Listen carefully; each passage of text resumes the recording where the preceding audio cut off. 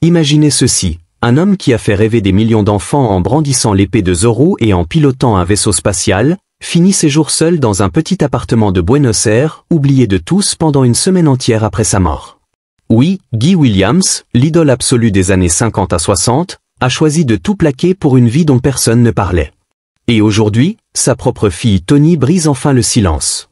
Accrochez-vous, parce que cette histoire va vous scotcher jusqu'à la dernière seconde.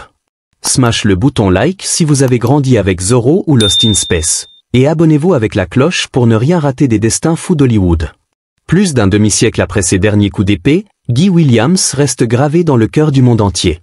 En 1957, il devient Zorro sur ABC. En 1965, il commande le Jupiter 2 dans Lost in Space. Et pourtant, à peine 3 ans plus tard, il disparaît. Pas de scandale, pas de drogue, pas de ruine. Juste un billet aller simple pour l'Argentine et un « au revoir » murmuré au projecteur. Mais avant de vous révéler pourquoi il a tout lâché, remontons à la source.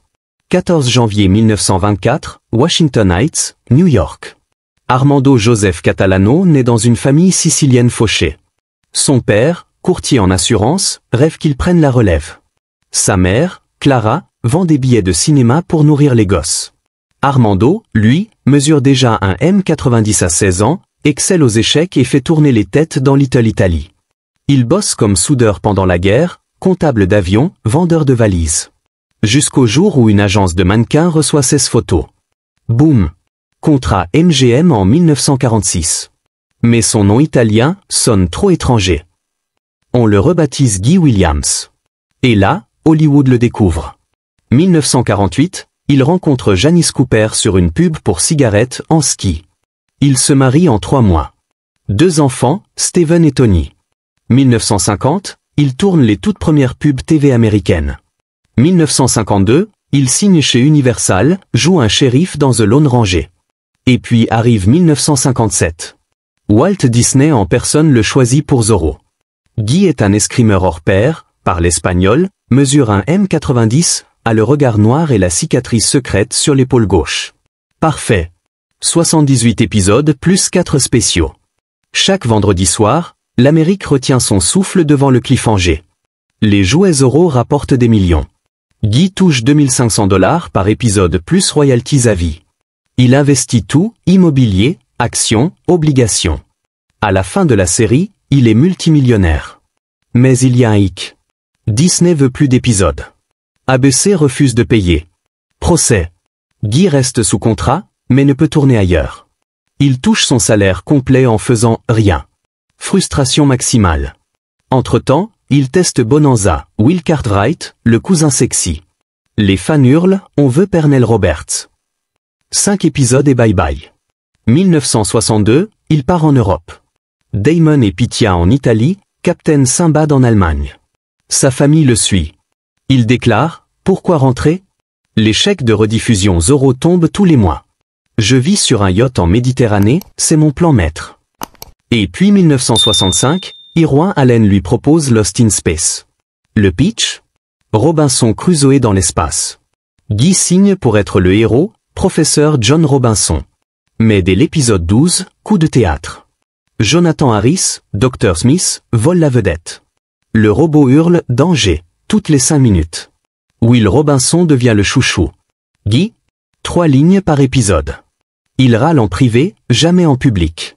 Irwin lui glisse quelques épisodes centrés sur Robinson pour le calmer. Mais le mal est fait. 1968, fin de la série. Guy a 44 ans, 10 millions en banque, équivalent 80 millions aujourd'hui. Et zéro envie de supplier Hollywood. 1973, il atterrit à Buenos Aires pour une convention euro.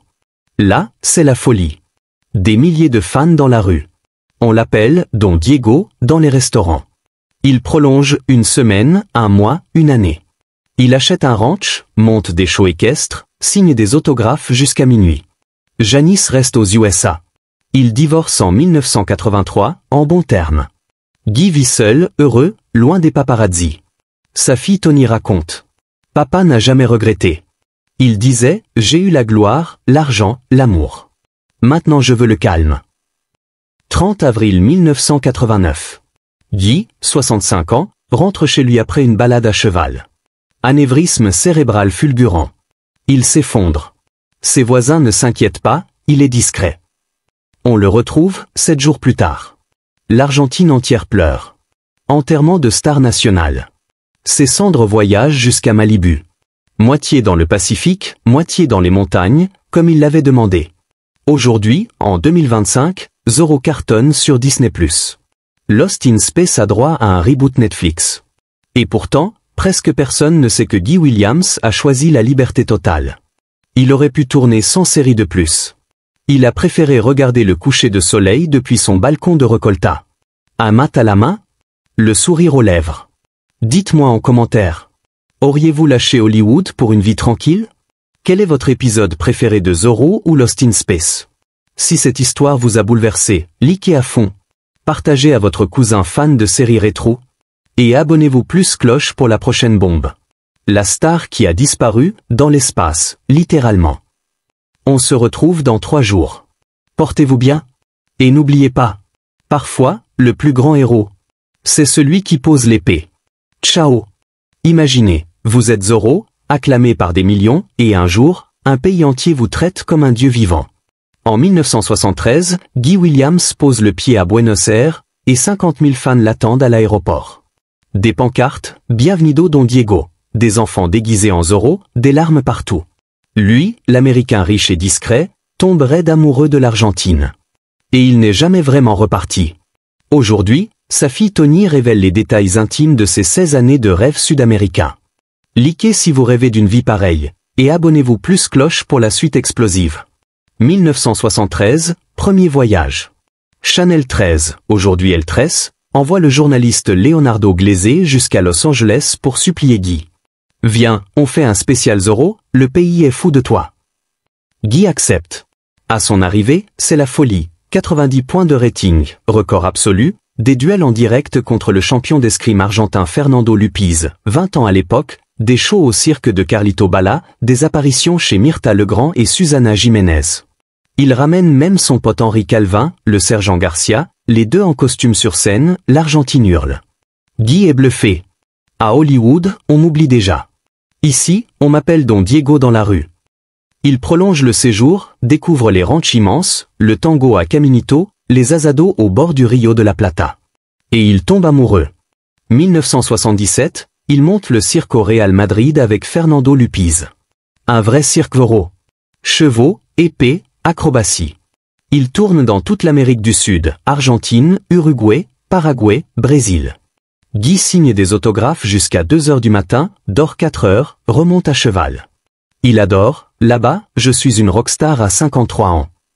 Fin des années 70, il plaque tout. Divorce amiable avec Janice, 1983, enfant grand, 15 millions en poche. Il achète un appartement chic à Recolta, Ayacucho 1964, à 50 mètres du mythique Café La Biela. Plan de l'appart? 3 pièces, balcon sur les Yacaranda, vue cimetière, oui, le fameux de Recolta. Et une maison à Olivo, banlieue nord UP, avec terrain pour ses chevaux. Sa routine quotidienne? Parfaitement argentine. 8 heures, mat sur le balcon, journal La Nation. 9h, balade à cheval dans la réserve écologique ou au Polo Club. 11h, café au La Biela, il discute foot, fan de River Plate, et échec avec les habitués. 13h, asado avec Fernando Lupiz ou Myrta Legrand, ils sont devenus potes. 16h, sieste, puis répétition d'un duel pour un gala caritatif. 20h, resto italien. Il adore les raviolis siciliens, ou tango à la Boca. Minuit, il rentre seul, lit un polar, dort comme un bébé. Tony, sa fille, raconte. Papa disait, à Hollywood, j'étais un numéro. Ici, je suis Guy, l'ami, le voisin, le héros. Il refusait les paparazzi, promenait son chien incognito, mais signait 200 autographes par jour avec le sourire. Il a même offert de s'engager pour les Malouines en 1982, si l'Argentine a besoin de Zorro, je prends l'épée. Il investit local, achète des terrains, aide des écoles, finance des cours d'escrime gratuits. Il prépare un film Zorro 100% argentin, décor naturel à Mendoza, script prêt, mais les producteurs traînent. Peu importe, il est heureux. 1989, il a 65 ans, toujours mince, bronzé, élégant. 30 avril, dernière balade à cheval. Il rentre, anévrisme fulgurant. Tombe dans son salon. Les voisins, il était si discret, on n'a rien entendu. Police le trouve? 6 jours plus tard. L'Argentine pleure comme pour un président.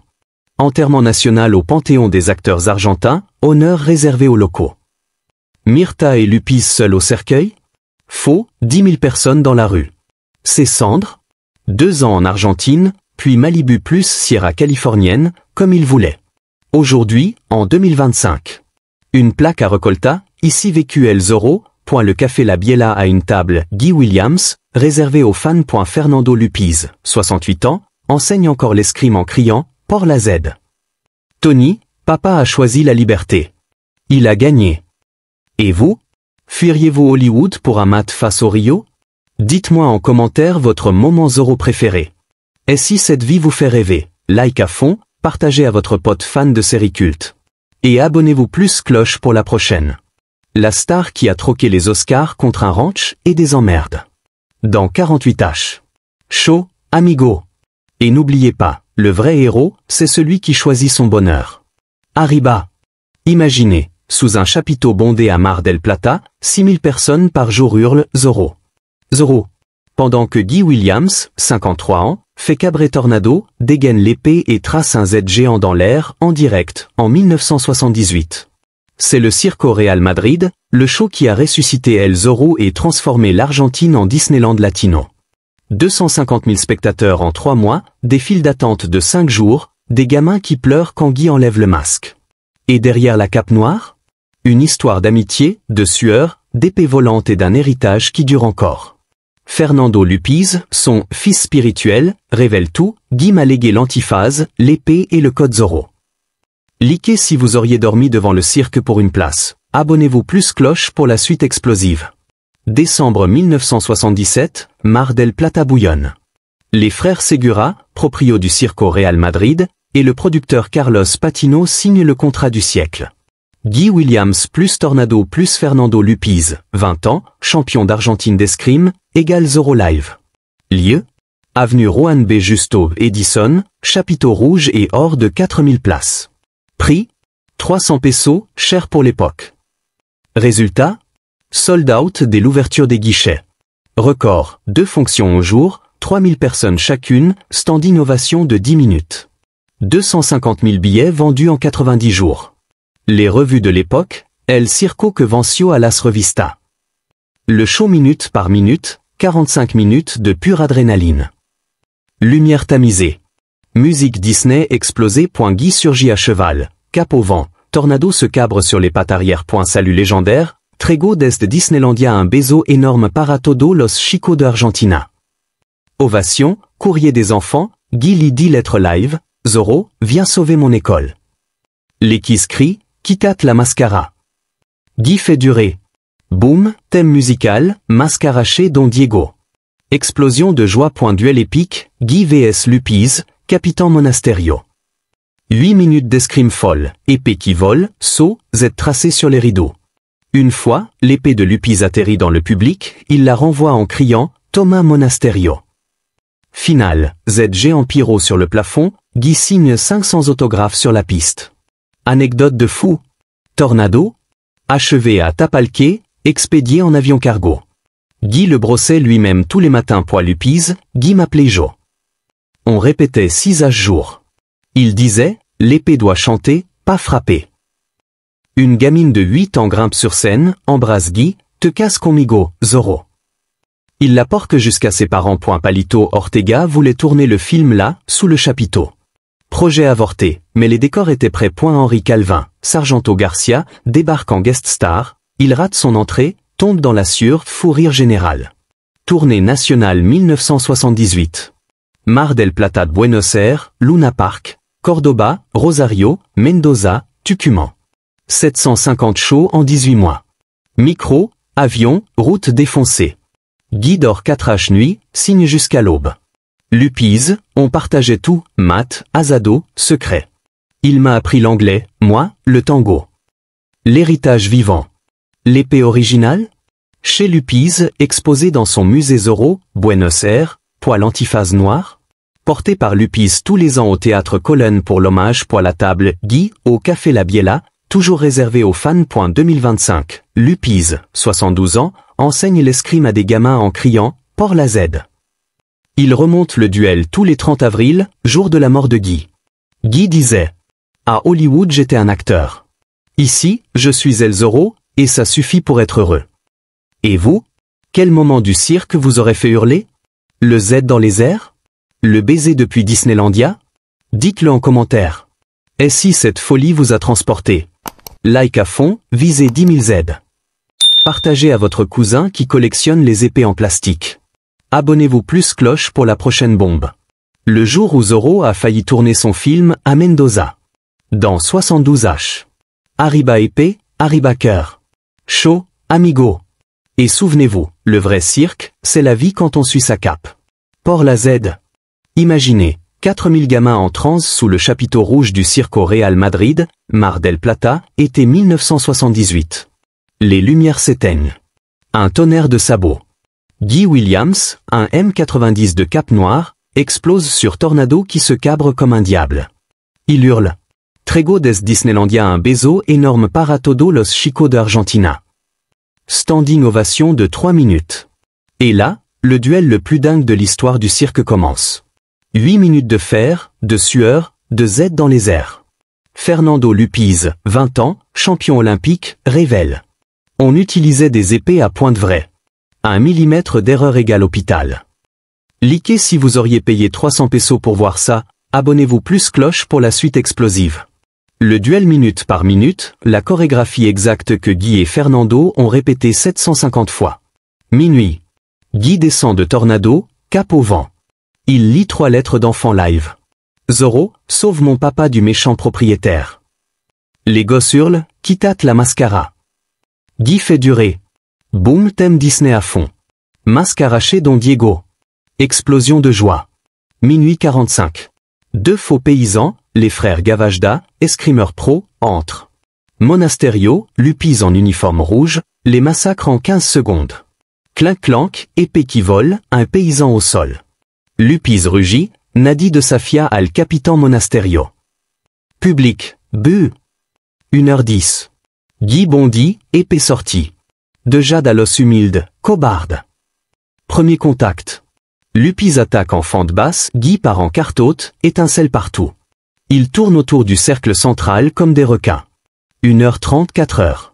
Le carnage. 12 passes rapides, fleuret plus cap, Guy saute sur un tonneau, frappe d'en haut, Lupiz esquive, contre en tierce. Lupiz fait voler l'épée de Guy, qui la rattrape à une main, Guy grimpe aux cordes du chapiteau. Plonge épée pointe vers Lupiz. Lupiz part, il roule dans la sûre. Coup secret, Guy glisse sa cape sur la tête de Lupiz, aveugle 2 secondes. 4h30. Lupiz contre-attaque. Il désarme Guy, l'épée vole dans le public. Vrai incident, une fois elle touche une dame, après ça, il la lançait vers l'intérieur. Guy récupère avec le pied, la renvoie en l'air, la rattrape derrière le dos. Public en délire. 5h. Le Z légendaire. Guy plaque Lupiz contre le mât central. 3 coups rapides. Z sur la veste rouge de Monasterio. Tissu déchiré, Z parfait.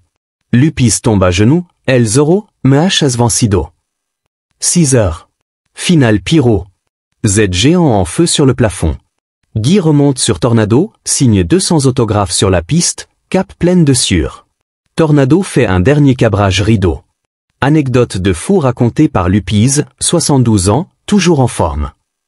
Guy m'appelait Joe. On répétait 6 heures par jour. Il disait, l'épée doit chanter, pas cogner. Paris quotidien, qui plante l'épée le plus profond dans la sueur? Perdant payait l'azado. Une gamine de 8 ans monte sur scène. Casat conmigo, Zorro. Guy la porte jusqu'à ses parents. Épée vraie égale blessure. Guy m'a coupé la lèvre. Il murmurait sorry son pour que le public ne voit pas le sang. Henri Calvin, Sergent Garcia, guest star, il rate son entrée, tombe dans la sueur, fou rire de 2 minutes, public en larmes. Le duel en chiffres. 8 minutes pile, chronométré au millième, 47 coups d'épée par duel. 250 000 spectateurs à Mar del Plata, seuls 750 shows en 18 mois, record argentin imbattable. Z tracé, plus de 10 000 en live. Lupiz Garu. L'épée originale, point encore émoussé par les parades, l'antiphase noire que Guy lui a légué sur son lit de mort, la cape déchirée d'un duel à Cordoba exposée dans son musée Zorro itinérant. 2025, il le remonte pour les 100 ans du perso. Guy disait après chaque duel: en Hollywood on trichait avec des boutons. Ici, avec toi, c'est du VRI Zorro. Et vous? Quel coup vous aurez fait hurler? Le salto depuis les cordes? Le Z en feu? Dites-le en commentaire. Et si ce duel vous a donné des frissons? Like à fond, visez 15 000 Z. Partagez à votre pote qui collectionne les sabres en plastique. Abonnez-vous plus cloche pour la bombe prochaine. Le jour où l'épée a volé, dans le public, et l'accident qui a tout changé. Dans 48H. Arriba épée, arriba Argentina. Chaud, Zorro fan. Et souvenez-vous, le plus beau duel. C'est celui qu'on gagne avec un sourire. Pour la Z Forever.